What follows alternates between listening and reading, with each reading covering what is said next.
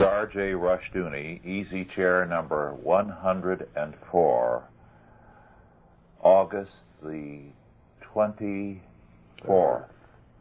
1985. Today we have here myself, Otto Scott, Mark Rushdoony, and John Saunders, and we're going to discuss a very important subject, the breakdown of law. Before we begin the discussion, I want to share with you a few things that tell us why the subject is so relevant. For example, the Washington Times for Wednesday, August the 21st, tells us that the novelist Dominic Dunne is in a rage, is writing a novel to express his feelings. His daughter was murdered a few years ago, in 1982. His daughter, Dominique Dunne, who was an actress, was murdered by someone who was taken to court and convicted, and now may be free fairly soon. In fact, the man will be getting out probably in a year. And what Mr. Dunne says is that he very often feels murderous. He would like to murder that young killer when he gets out of prison next year. But he says he realizes only too well that if I really murdered Sweeney, I'd get a bigger sentence than he got. He's also sickened by the fact that the judge decided to keep Sweeney's record of physical abuse against women from being introduced into the court trial. Mr. Dunne has written about the matter in Vanity Fair, as well as now in this interview in the Washington Times. Is this unusual? Far from it. I've encountered in my travels all too many cases of young women, virgins, who were raped. The rapist either got off scot-free or with a very light term. Records of previous rapes by the man could not be introduced into testimony. But every effort was made to impugn the morality of the raped girl, to imply that she was probably promiscuous, and much more. Now, this is hardly justice. Let me share a few things more with you. In the National Review for August 23, 1985, an article that I'm going to read. The title is Liability Nightmare. Quote, item, a man sticks his 2-year-old son's head between the running blades of a ceiling fan and then sues the manufacturer for failing to warn him the child might be injured. Item, a company that had manufactured textile machinery for 136 years goes out of business because of the cost of liability lawsuits over equipment it had manufactured decades earlier. Item, after deciding that a drug a woman had taken during pregnancy was not responsible for her child's birth defects, a jury awarded her damages to help defray medical costs of the child's future care.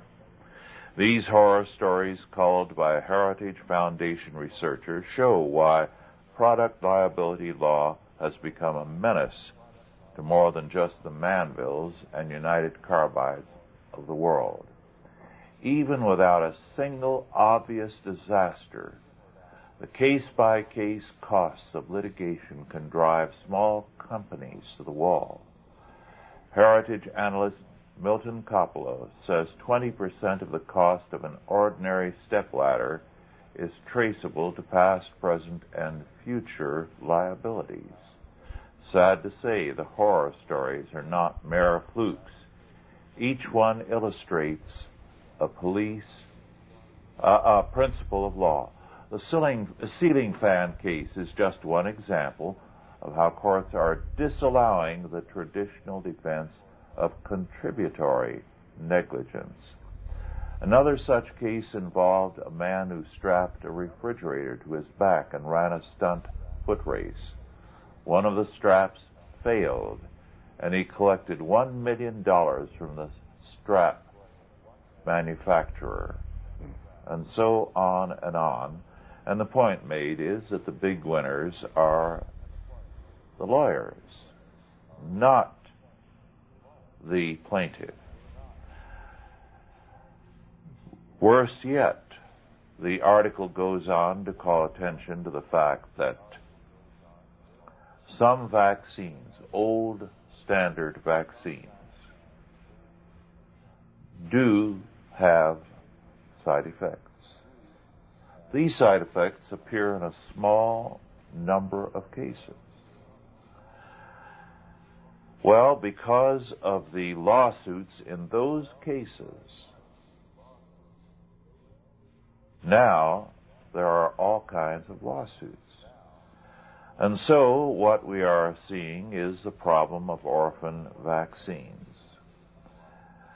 And these are likely to be so watered down that they will neither create side effects nor cure anyone. We have to grant that there are risks in this world. We cannot have a risk-free world. Let me give one concrete personal example. The smallpox vaccine has apparently been a major factor in eliminating smallpox. There are no cases now. On the other hand, over the years there have been side effects from the smallpox vaccine. I was vaccinated as a boy. I think I was about 5 or 6. It made me very ill. My arm, where I was vaccinated, the whole arm swelled to the point that I could not fit into my nightgown. I had to wear my father's shirt, and I filled it. Now, it was serious. I was in a critical condition. There were such instances. Mine was not isolated. But smallpox is eliminated. Perhaps it may have killed me. Perhaps it killed a handful across the world, but it saved millions of lives. Today, this will no longer be possible in the future if the present type of liability situation continues. One more item, and then we'll open up the discussion. This is from the Reason magazine for September 1985. A judge in Paulsboro, New Jersey, presented an interesting choice to the parents of 2 hooky-prone boys. Either spend 273 days in jail because of their son's truancy, or have them declared incorrigible and let the state teach the kids the value of an education. The parents opted for prison, and kindly Judge David Keiko released them after a week, saying they'd learned their lesson. The boys, 13 and 14, stayed in foster homes while Mom and Dad learned all about compulsory education. The parents had claimed they brought their boys to school each day, but the slightly built youngsters would cut out because they were routinely assaulted by other students. Kiko told the parents the kids had brought the assaults on themselves because they have wise mouths. No one will accuse Kiko of that. unquote. One of the remarks I hear as I travel across the country and meet with various groups and hear horror stories about judges is the remark, somebody ought to start shooting the judges. Well, the tragic fact is that violence against judges is increasing. I was in a courtroom in a Christian school case. It was a new courthouse building built with federal funds. The seats for the spectators occupied the back third of the room. The table for the counsel and the state attorney were towards the back end of the room, and across a great empty space sat the judge on his bench. And I remarked about that, all that empty space. What was the reason for it? And I was told this was because increasingly judges were being assaulted. And by having a large empty space, before some angry person could get to the judge, the bailiff had a chance to stop him or knock him down with his billy club. Well, that's the situation. And in a sense, the judges, by departing from common sense, have brought it on themselves. The roots of this are, of course, in the transition of law from a biblical to a humanistic foundations. Otto, as we go around now, why don't you begin with what you'd like to say about this whole breakdown of law? Well, it's not unprecedented. The great major historical example is the French Revolution. The pre-revolutionary period was marked by a shift in the French judges when agitation started against the powers of the crown. The judges in the courts of France began to side with the demonstrators against the king. And that made the judges in the courts of France very popular for a time with the revolutionaries. Just as the Warren Court here in the United States was very popular with the left wing because it sided with the left wing in many of its rulings. Now, as the courts went along with the revolution in France, the disorders increased. They didn't abate. They increased. The judges were the heroes of the fight against the autocracy of the crown. The judges were paraded around as fighters and defenders of the rights of the people. But once the king was deposed, once the king was set aside, the courts were astonished to find themselves under attack. And what was established was people's courts.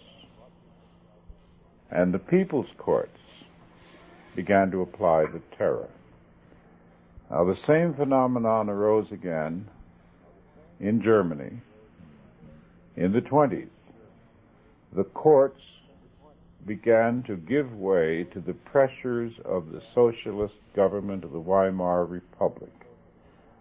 And before a judge would sentence a criminal, and you have to understand that crime in the 1920s in Germany became phenomenal.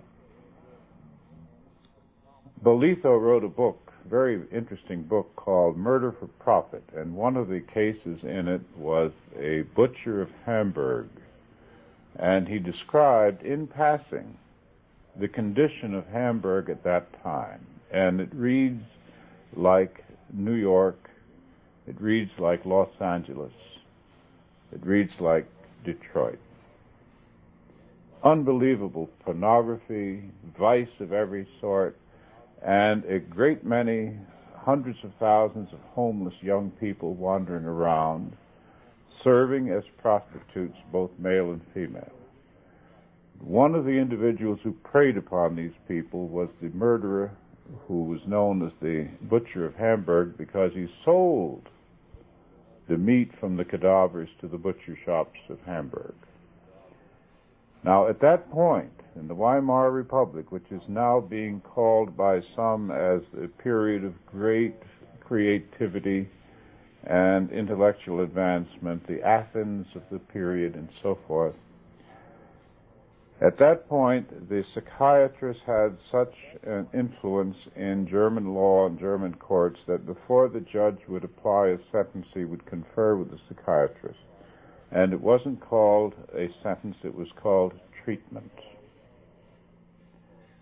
When Adolf Hitler was arrested for leading an abortive rebellion in, I believe it was Munich, I'm not sure, he was allowed to use the court as a podium for political speeches, and he was sent for a very short length of time. This is for mounting a rebellion in which men were shot dead.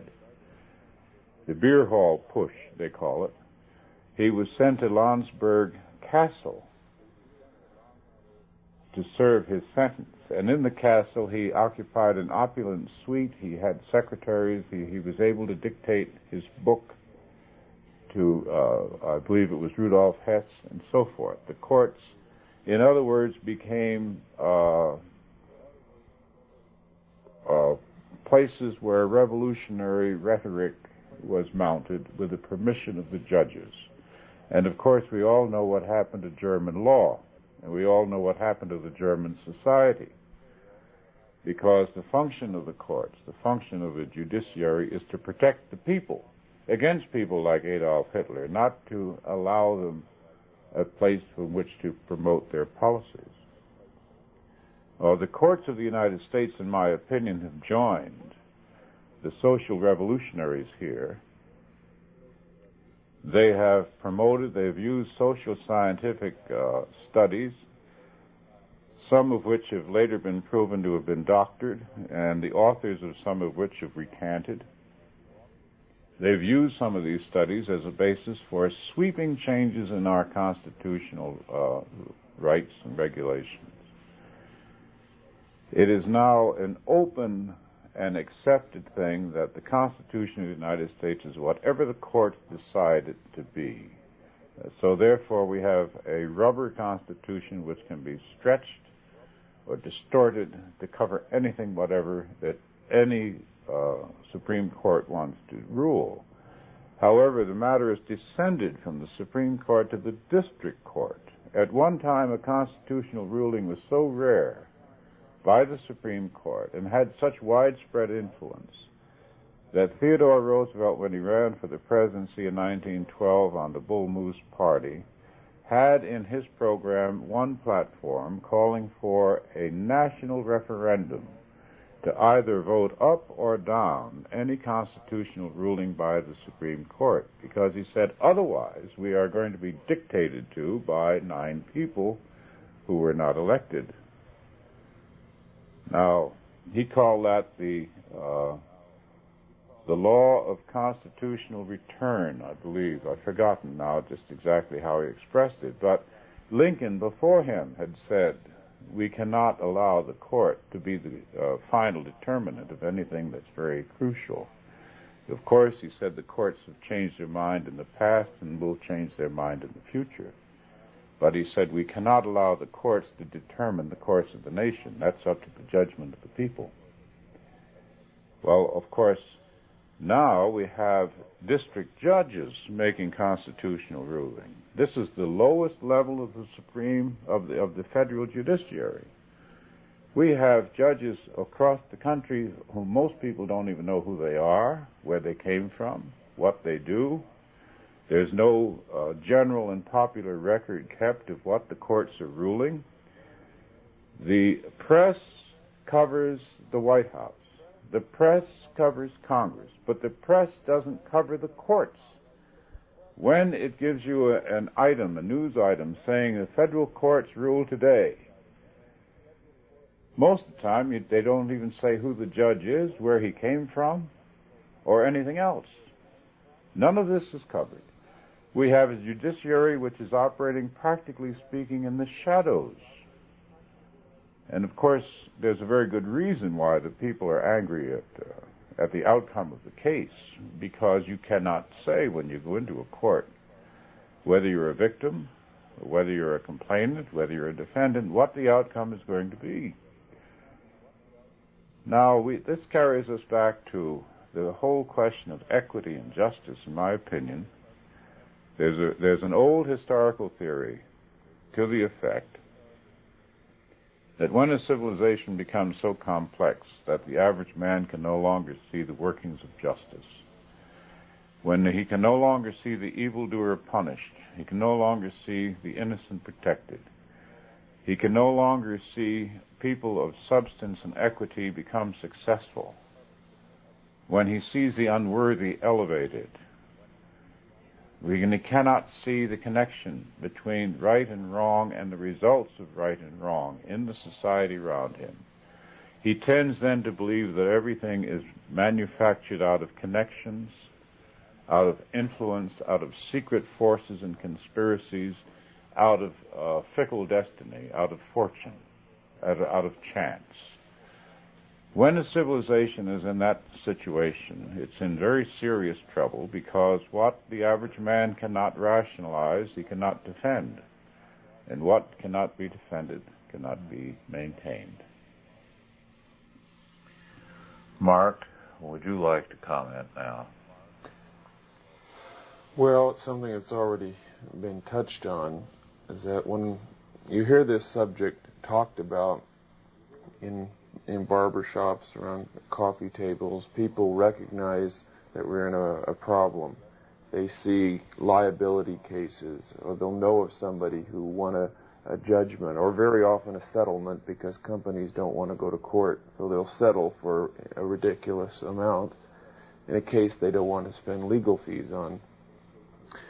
They'll talk about murderers who were released because they hear about it, and everybody recognizes this. But they look at the wrong things. They look at crime. They look at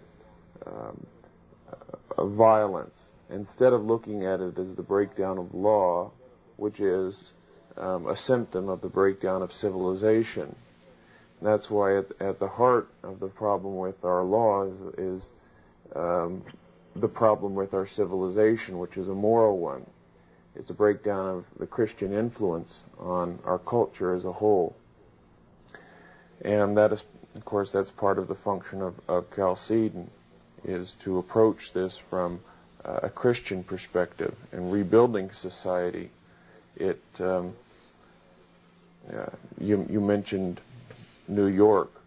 I was reading just a short time ago on the optimism that people viewed America 100 years ago, that America was viewed as a new civilization, and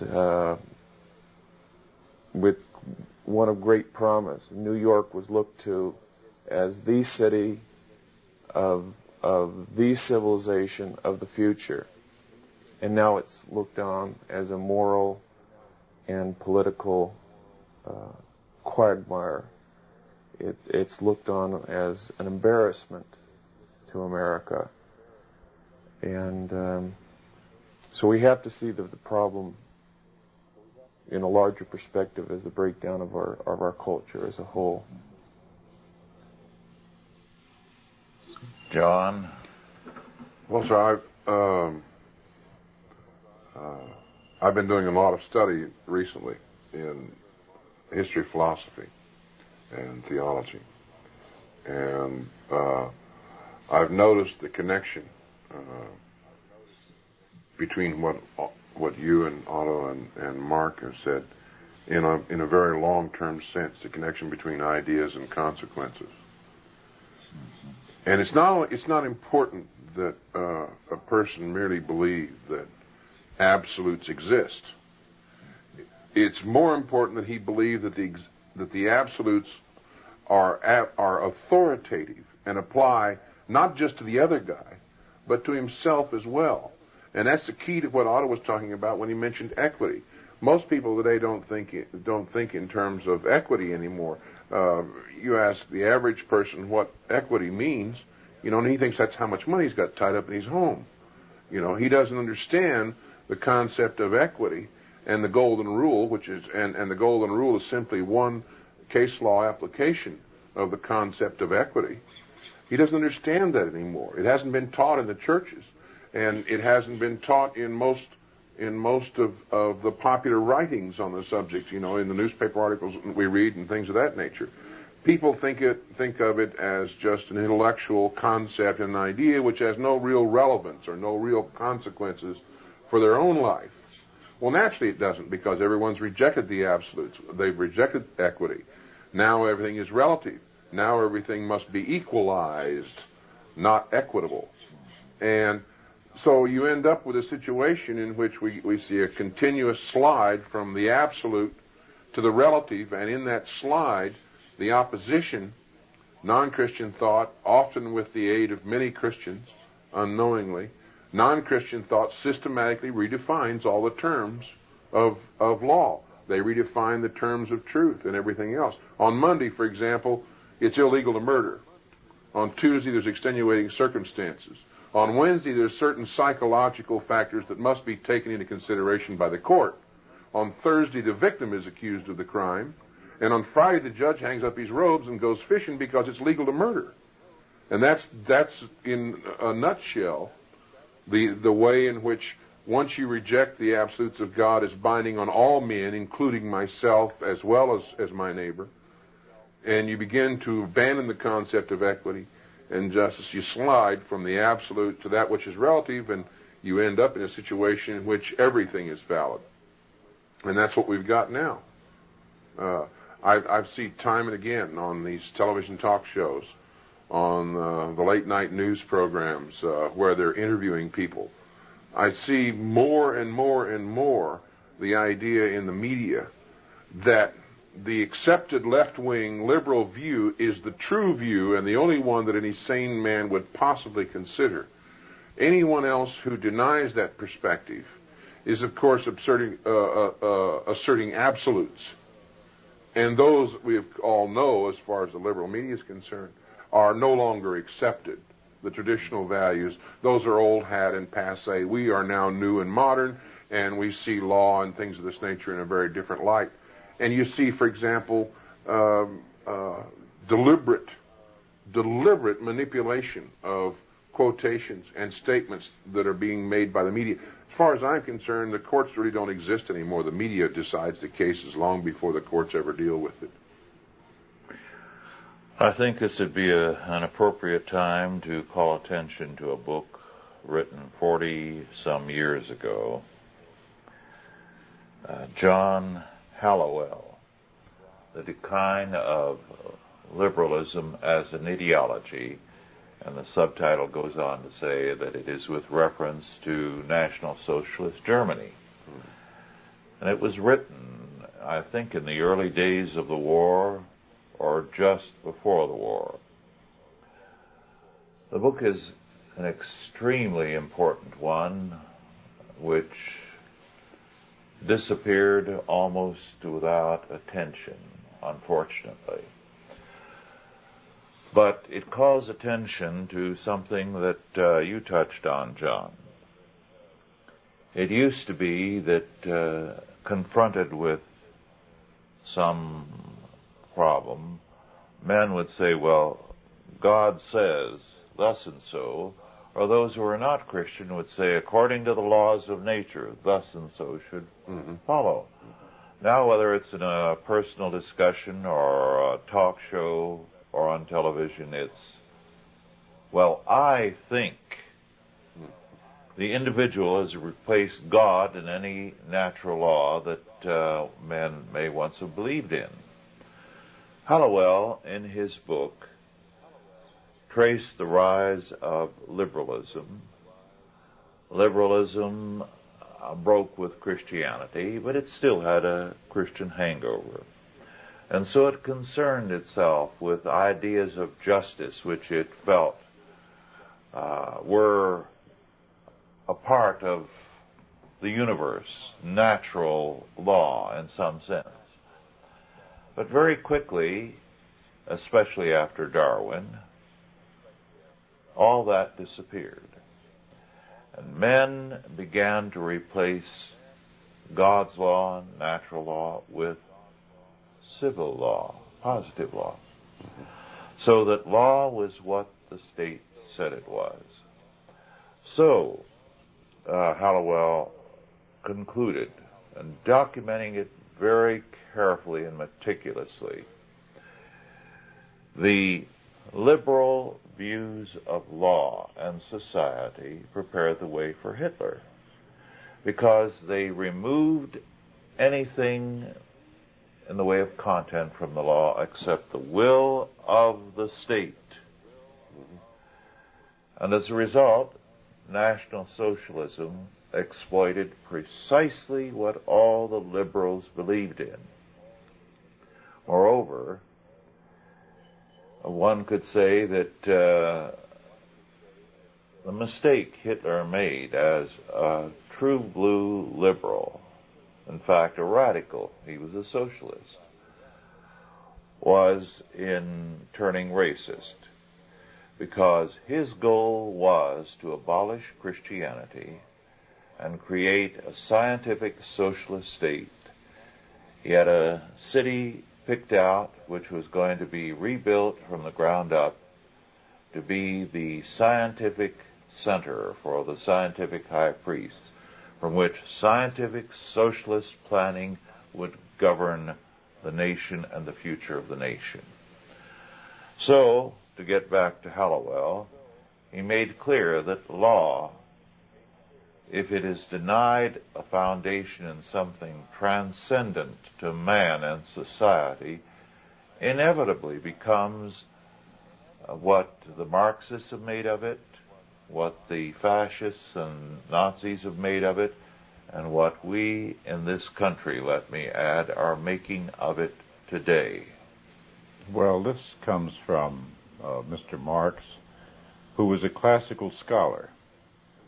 He was trained, he studied, and he did his thesis on ancient Greece and Rome. Now, Roman law was very famous, and people still refer to it. But what happened as the empire continued and began to decline was that the forms were retained, but the essence was leached. And the law became an expression of class supremacy. And certain categories of Roman citizens were differently treated according to their position in the pecking order. Slaves, for instance, had no soul. They were not persons, so they had no rights whatever. We see the same distortion of law arise in the Soviet Union, where people whose background is bourgeois or aristocratic, for instance, cannot be allowed into a higher university or school or learn a profession. They have to come from an origin of workers. This is in the Soviet law today. So in the name of eliminating hereditary position, they have changed whose heredity is important.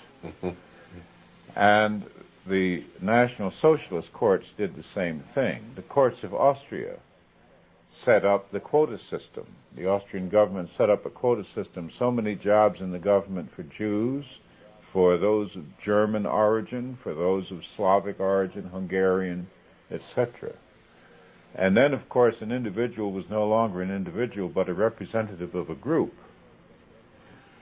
We're going down the same line, and we started it, of course, when we decided that the idea of equality before law no longer applied to your money, so that people could be unequally taxed. The income tax law destroyed the idea of equality before law in American courts. Once your money could be unequally taxed, the fruits of your labor could be unequally taken away from you. Excellent point. Everything else could be unequally treated. And this is what we're now encountering in the courts. We have a different application of law traditionally against women than against men, because presumably the courts have to protect women, the weaker vessel. However, some of this unequal treatment is retained in the days of rampant feminism. None of the laws requiring a male to be responsible for the support of children have been relaxed, even though the feminists are demanding equal incomes or compensatory salaries and so forth, equivalent salaries. Everywhere we look at the American law, we see the forms remain. The essence is being evaporated. Unequal treatment is now the earmark of American courts. I don't think we could say much worse. Yes. Yeah. I think it's an exception rather than the rule. You know. Mark, any comment?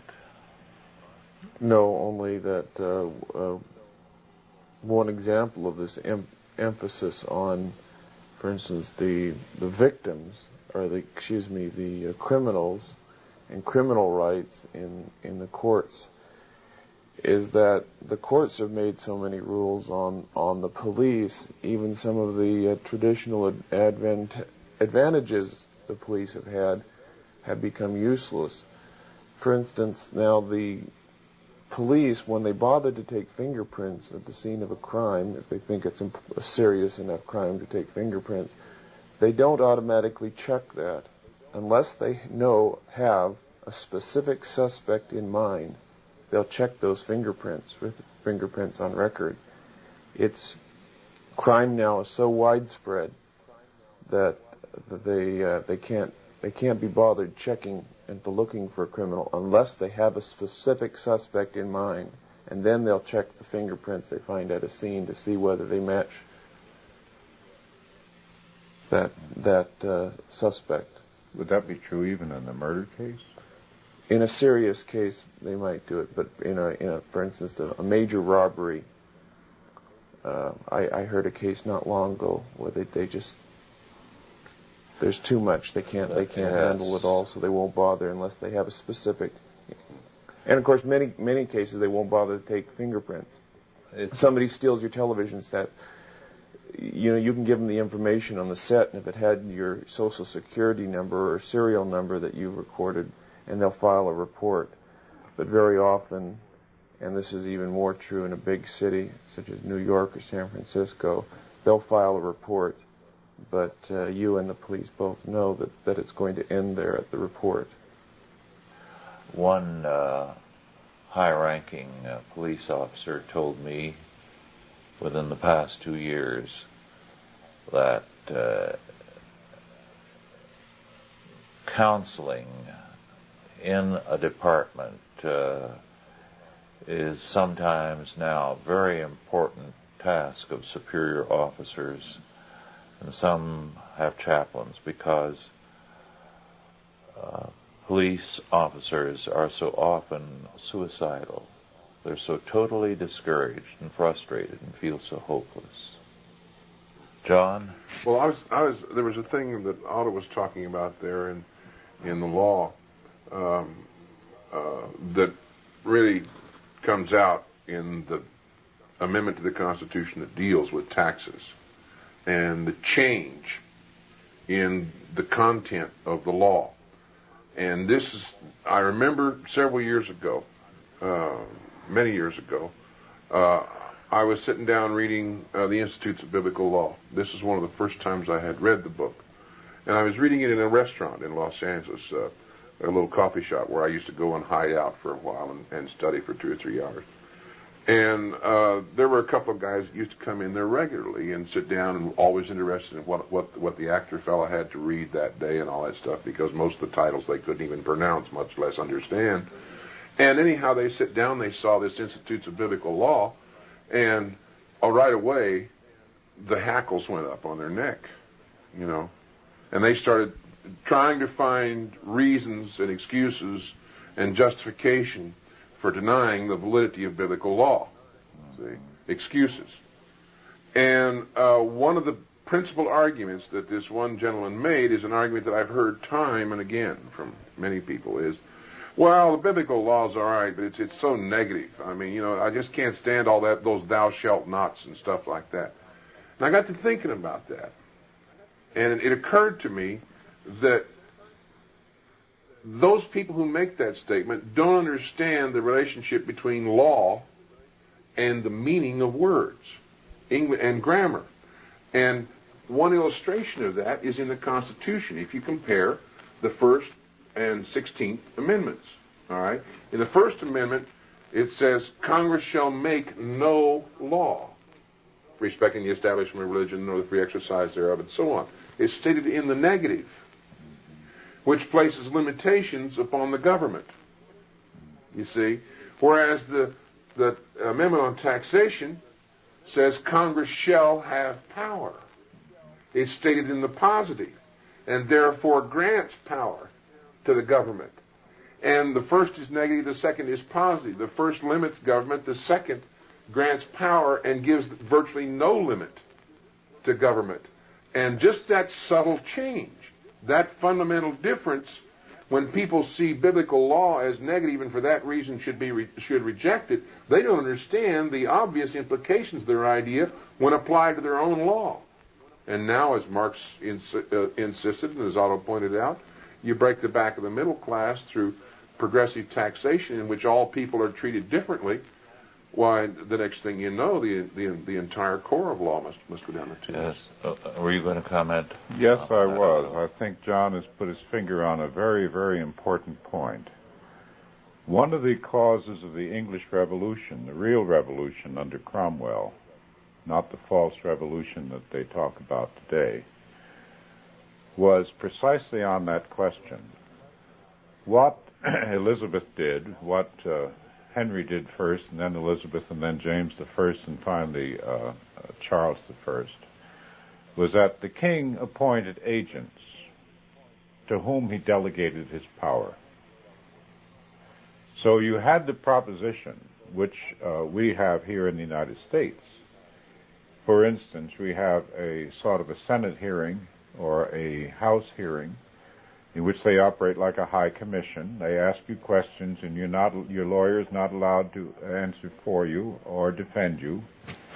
And you are not being charged with anything, but you must answer all the questions under pain of penalty, contempt of court or contempt of the Senate, rather, or the House. And you can be ruined by the publicity of the hearing, but it's not considered a trial. So you can be punished, you have no limited right of self-defense, and yet it's not a trial because it's only a hearing. It may even be televised. And it may even, oh yes, the publicity. The McCarthy hearing, it's a lynch thing. You can be hung up. However, then, when the Congress is finished with you, the various agencies of the government can come after you. The SEC, the IRS, the ICC, you name them, and each one of whom can come after you on the basis of testimony that you've been forced to give. Exactly. To the Congress. Now, in the 17th century, the argument was that the king could not delegate his powers because there is only one king. And if every agency of the government can come after you on the same body of charges, each one claiming the right of the king, you are violating an essential protection, an essential privilege, which the English had to buy with their blood. And that's called delegated powers. And part of the purpose of the American Constitution was to stop the king from doing that. You recall in the Declaration of Independence, they said he has sent his agents and set up agencies and commissions to harass the people. So this was one of the things that the Americans broke with the Crown on, because they wanted the rights of Englishmen not to have multiple powers of the king, agents of the king, operating as though they were king. Each one of the agents, in other words, has to be limited. And what we did is that we've opened the gates to unlimited delegation of power. The checks and balances have failed us. And most striking of all, the courts have failed to intervene. The courts have never ruled on the constitutionality of the agencies created by Congress who administer, who first formulate their own law, their own regulations, then administer those regulations, and then rule on the complaints against those regulations. Well, I think that one of the keys to turning this entire situation around is really very fundamental and very basic and very simple. Right now, the average person has no fundamental concept of law. What is its nature? Okay? The concept of law in the Western world was originally Judeo-Christian. Actually, Old Testament law and New Testament law. And out of that developed a body of thought, which was very fundamental and very simple in terms of law. That body of thought was taught by the Christian leadership. And when that Christian leadership then went out into the world, it sought to put that body of law to work in various ways. I think that the greatest single antidote to the tyranny of the United States Supreme Court and the lower courts, to the tyranny of governments, to the tyranny of special interest groups that are manipulating billions and billions of our tax dollars with and without our consent, I think the key to that is if the Christian pastors in America go back to teaching the nature of law from biblical case law. If they just did one sermon a month on the nature of biblical law, I think that more than anything else would tell the average person and provide the average person with the ability to go into Scripture and find that authoritative ground for what he should support and assert. I think that would do more towards restoring, for example, an equitable tax system. I think that would do more to checking the power of judges than you can possibly imagine, because then when a judge ruled incorrectly, the people would then know instantaneously that he did wrong. They wouldn't have to have the media tell them and interpret it for them, you see. Right now we have a major movement going on in California to throw out Supreme Court justices in California that are coming up for election next year.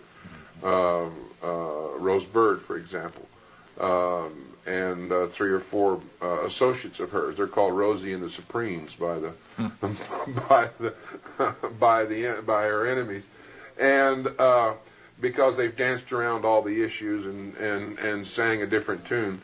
And that move is coming about because the media can no longer hide the liberal movement in terms of the California State Supreme Court. I have on my desk over there right now, I have 3 Supreme Court cases in which Rosie and the Supremes have ruled.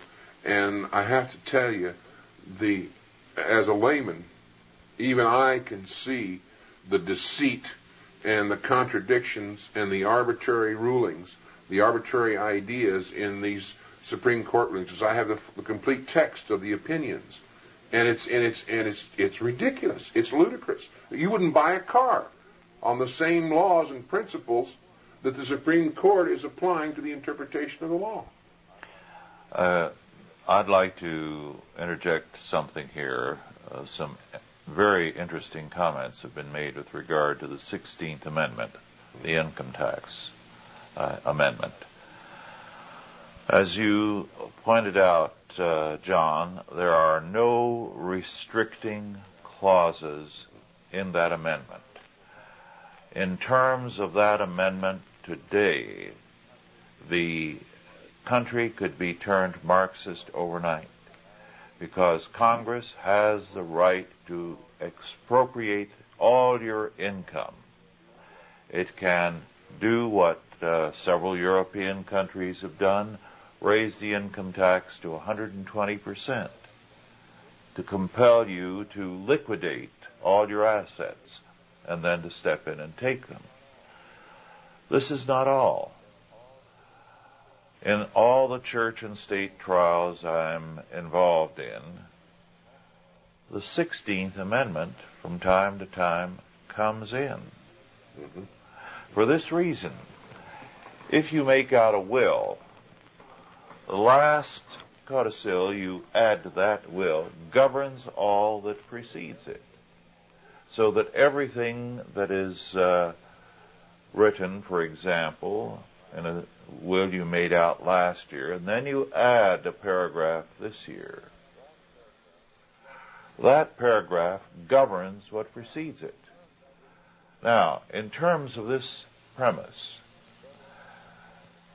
federal and state attorneys are arguing, and attorney generals as well, including the man who is presently governor of California when he was attorney general. So this type of argument is common to conservatives and liberals when it suits them. But the First Amendment is now of historical interest only, by and large. Because the First Amendment, dealing with the freedom of press and freedom of religion, must be read in terms of the 16th.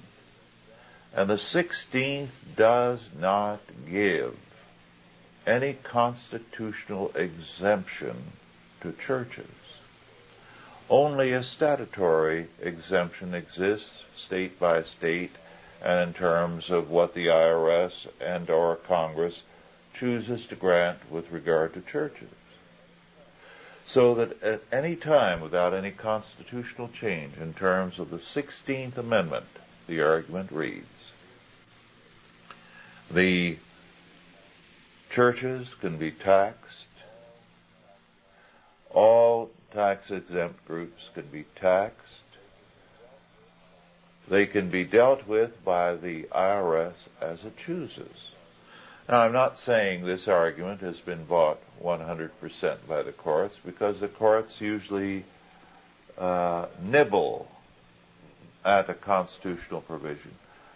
But I do know that this type of decision is coming in, whereby the constitutional protection for the freedom of religion is increasingly eliminated, and it is recognized only as a statutory exemption. This is very dangerous, but it is a growing factor, and it needs to be recognized. And when a church is struggling financially, I mean, it really intimidates them, to realize that they could lose their tax-exempt status if they don't cooperate with the IRS and with these various other organizations. That intimidates thousands of churches and pastors that don't know any different. Mm-hmm. Well, everybody's intimidated by the federal government. There isn't a man in the United States or a woman of any capacity whatever who isn't afraid of the government. The people of the United States are afraid of the government. And, of course, we are also tremendously overgoverned. We have not only 50 states with courts of law and so on, and authorities and police and so on, but we have cities, towns, villages, and counties. So we have a multiple structure here. And it's an open secret that we are treated differently in the courts, as we are treated differently in the media, as we are treated differently by the government, depending upon who we are. If you are a member of a popular minority, and we have to make a distinction because everyone in the United States is a member of a minority. Mm-hmm. There is no overall majority in the country. If you are a member of a popular minority, you get differently treated by the judges than if you are not. If you, it's almost as though it's somewhat like the Soviet. If you appear as the sort of an image, a WASP image of what they consider the American aristocrat, you're not going to get as good a treatment as if you come from the ghetto. So discrimination has not been changed, it's simply shifted targets. The Watergate people all went to the penitentiary. And these were men who had never broken the law before. There isn't a person in the ghetto who would be sent to the penitentiary on his first offense. Mm-hmm. And we could extend this. Now, this is, I keep coming back to it because it arouses a sense of indignation. Inequality of treatment is the essence of injustice. Yes. Well, when you replace equity with equality, that must happen, because the judge then becomes the great equalizer. He gives the poor a break by not sending them to jail for a first offense, but he punishes the wealthy for being wealthy or famous or whatever, and of course they must go to jail. And then he never gives them the full extent of the law. That's if they're unpopular. Yeah. If they're unpopular and Yes. wealthy. Now, Mm-hmm. if they're popular and wealthy, he serves community service. Exactly. When Mrs. Ferraro's husband was sentenced to community service, he was going to counsel people on real estate matters, and he was convicted. He was convicted of breaking the law on real estate matters. He's going to now tell them how to either beat the law or how not to get caught, or how he's a lawbreaker then going to counsel others. That makes, I guess, perfect sense to some judge somewhere, but... There's someone on our mailing list, this unequal treatment, he got hit hard with it because he was applying to a dental school for admission, one of the best dental schools in the country. And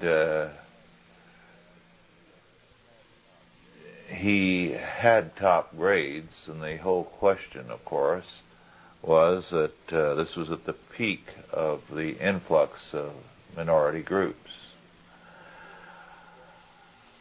His parentage was quite unusual, half Cuban, and he was born in Cuba, and the other half English. Sad to relate, this young man wound up looking like a Nordic hero. So he was going to get into the school on the basis of his Hispanic background, but when they looked at him, they accused him of fraud and dropped him. That years ago,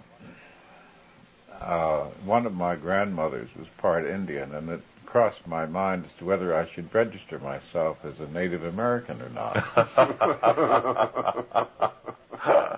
Well, on some reservations you would qualify. It doesn't take much blood. No. Isn't that ridiculous? Yes. Pathetic. So we have a law for every group. We have, we're at the Austro-Hungarian stage with overtones of Marxism. Where do we go from here? What could be done about it? The federal courts are beyond reach.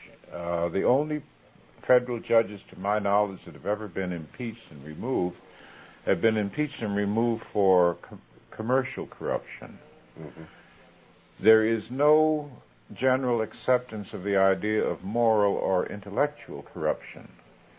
We have all sorts of officials in office who are guilty of public lies, and there's no indignation about that.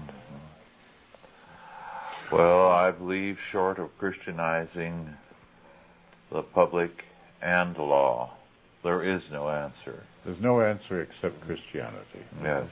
Amen. Our time is very limited. Are there any last words for today? Let's start with you, Mark. Anything to say? I think we pretty much covered the subject. I'd reiterate what I said before. The breakdown of law is part of our breakdown in culture, which is at its root our rejection of our Christian heritage. And short of revival, I can't see a means out. We've got to change people and their attitude towards law and their attitudes towards government. before we really get at the root of the problem. I would just take that one step further. I think the revival has to be a revival of Christian learning.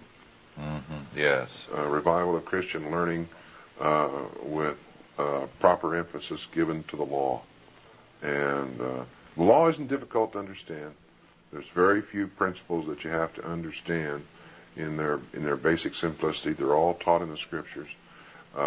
Unfortunately, they're not taught in the churches.